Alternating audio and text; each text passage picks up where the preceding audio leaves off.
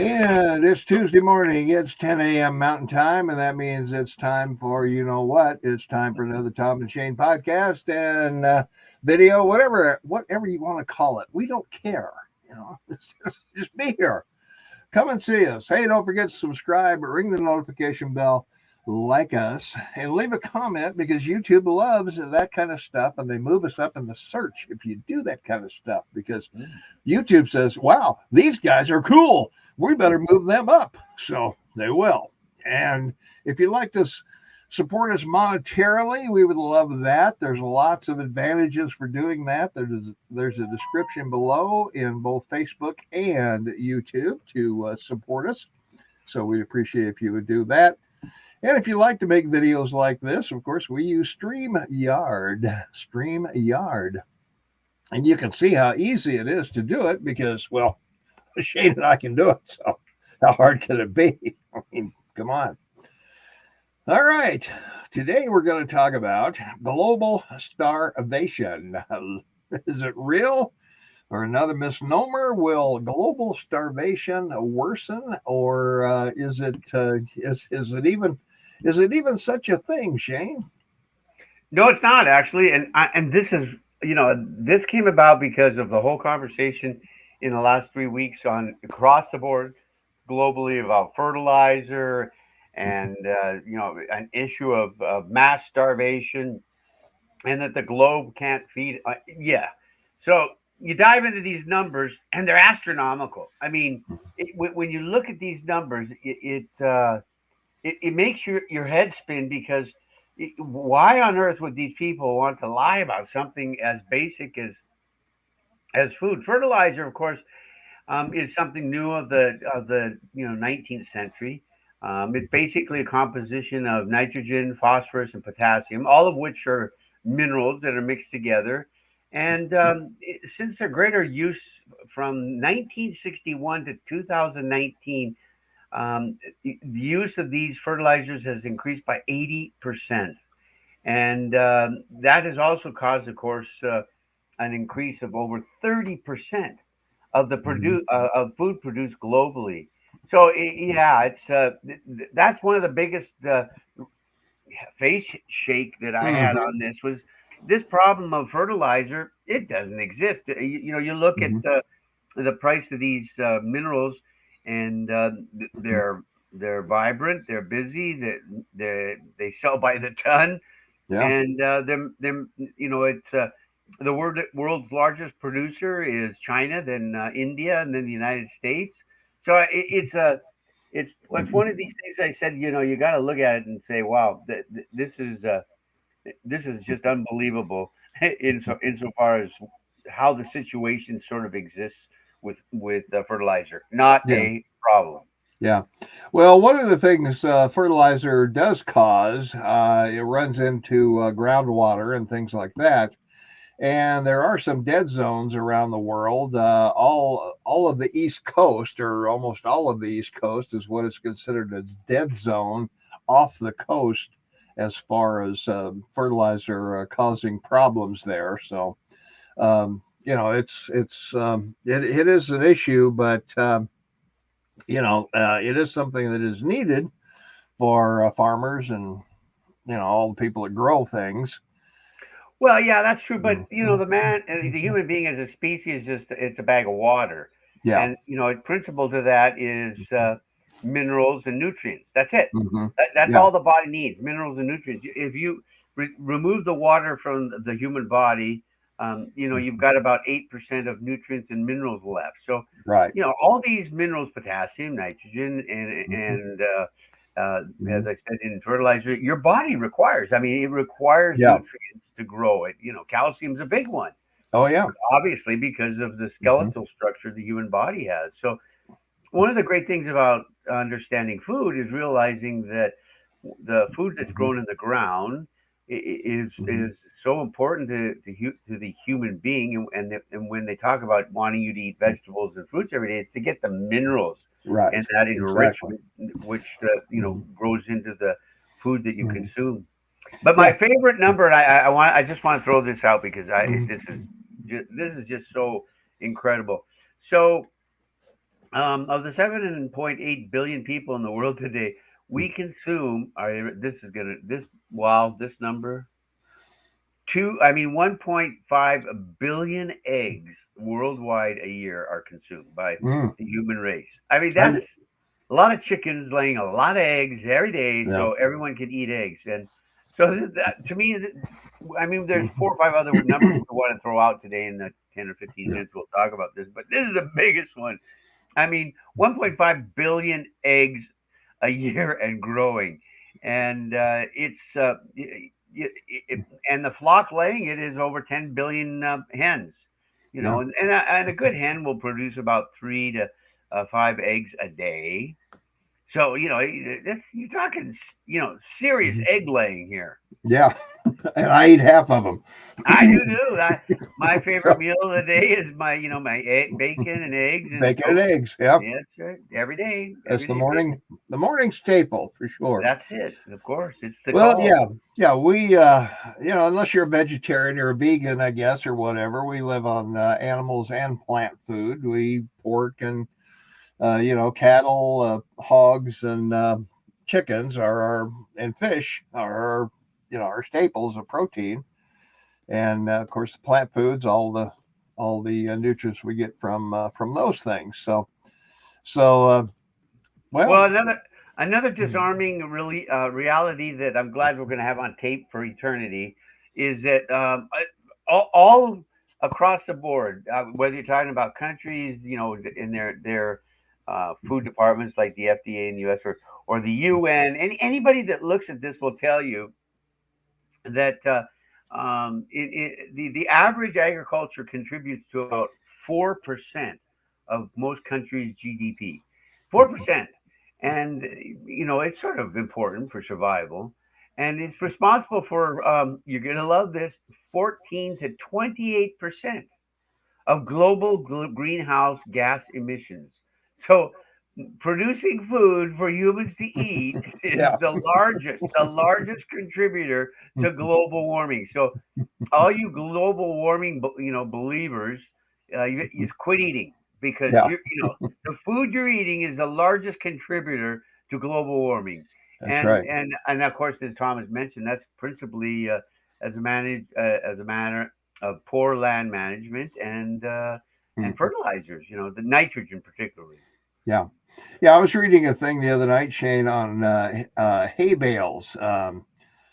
Straw bales, actually. You can grow things in straw bales. You can put vegetables on top of them, throw some, you got to nitrogen feed them with some chemicals before you start. That's And right. then, but in arid areas where, the ground doesn't support good food growth, you can use straw bales, not hay bales, straw That's right. bales. You can literally take a bale of hay and pull it Mhm, apart into sections. So, mhm. about Yeah, this big, but sure. I mean Yeah. about this wide. So you get Hmm. about 6 to 8 of them, and Yeah. and you lay them down anywhere on Hmm. cement, on asphalt, on grass, or on Yeah. dirt, Doesn't matter. and plant your food in it and Hmm. water it. And the two things that are great, not only does it allow for greater root growth Hmm. because it's loose. But the Yeah. other thing is that the straw retains the moisture, Yeah.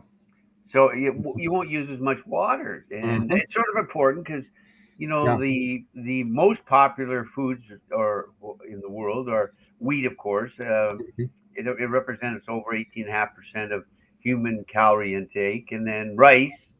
I was surprised to find that out that wheat, is greater, but now rice is 18%, corn is Mhm. 5.3, and then, of course, the most favorite meat is pig meat because they're so easy to grow and Mhm. produce. I mean, Yeah. the gestation period's shorter. The litters are bigger. I And they mean, reproduce quicker. Yeah. So, within 9 weeks. mhm. And then, of course, potatoes, poultry meat, and then cattle meat, and shepherd or sheep. Mhm. So those are the most popular foods in the world, which is one of the things again that I found just fantastic, man. Fish is also very important. China is the Mhm. largest consumer of fish. Over 2 million metric tons a year they consume. China, Myanmar, we're down in Mhm. Southeast Asia, used to be Burma, now it's Myanmar. 1.5 million tons. Vietnam's big at 1.2 million, and then the Japanese consume about 700,000. So there's a big issue about the U.S., but don't they? The U.S. does not consume that much fish. It's Hmm. rather an interesting aspect of all of what we're going to talk about here quickly. Yeah, well, chicken of the sea is my staple on Of that. course, So, of course it you is. got to Yeah, have that with celery. yeah, right. On toast with lettuce and cheese. Oh my God. There we go.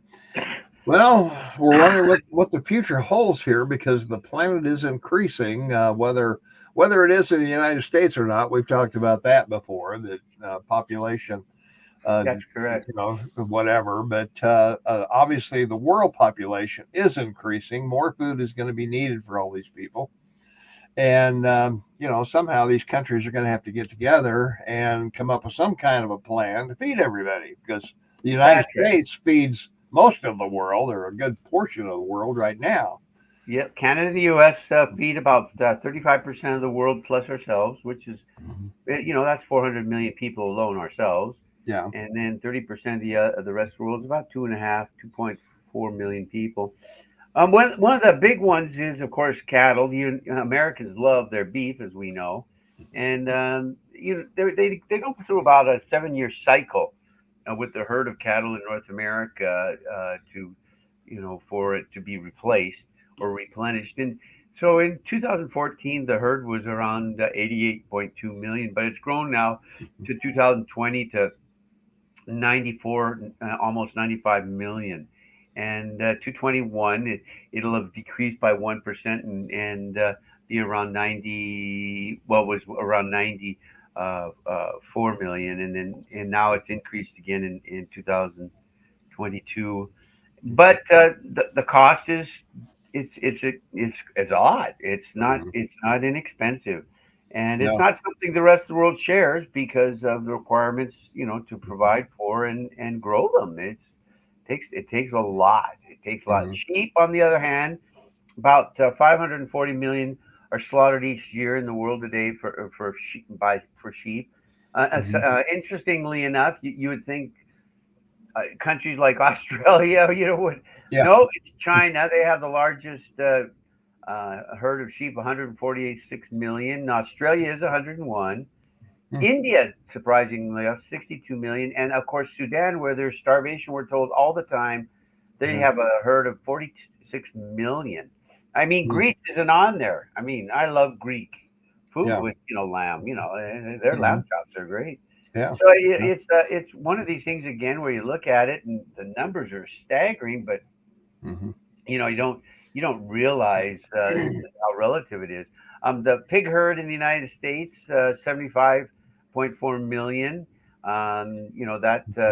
That was from a year ago in 2021, and as we said, the ascension of the pig is quite popular, except in the Muslim world because you can't eat Yeah. yeah. Mhm. So everywhere else, especially China, the United States particularly because of bacon. Yeah. So the pig, and there's all kinds of species. There's not just the industrial pig that we're used to and seeing filmed all the time, but there's wild boar that's all over the world in vast numbers. Mhm. And Yeah. the other thing about a pig is it's virtually consumable, the entire thing. I Yeah. mean, in the third world, they eat everything, including the feet. I Yeah. mean, come on. Then they boil it off for soup. So what? So Yeah. Yeah. It's pretty good. the global stock for a pig in China is 310 million. Europe's big, 143. United States is Mhm. next at 78 million. Brazil, of course, you wouldn't be surprised, 40 million. Russia, Mhm. 23, and then down the line, as I was saying. So even Canada, 14 million, pigs in Canada. So Mhm. it provides, the pig is a very industrial little animal. Mhm. He goes a long way for everybody. That's for sure. All right. Farmland becomes an important aspect of everything we're talking about. There are over 2 million farms in the United States now, down 3% since 2012, and 900 million acres they take up, or 40% of all U.S. land. You know, it's rather a staggering reality to think that 40% of the North American continent, is farmland. But you look at Hmm. the center of it and all those, all those the plains and the great flatlands of your country right down the middle of the continent from Canada to Mexico is all open farmland basically. So it provides a lot for not only the United States and the world. So there you go. We as I said, starting with eggs and running through every meat source, fish source, grain source. Yeah. There's only two things preventing the world from being completely fed. The U.S. has always worked the most on it, and that's just being able to deliver it, right? Yeah. And of Yeah. course, we're dealing with that right now, right?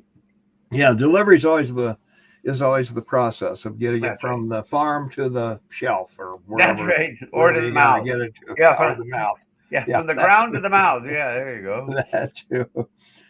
All right. Well, hey, we've got to remind you that we're on radio every Saturday, 8 to 11 Mountain Time, kmmsam.com. Click listen now. No sign up. You have to join.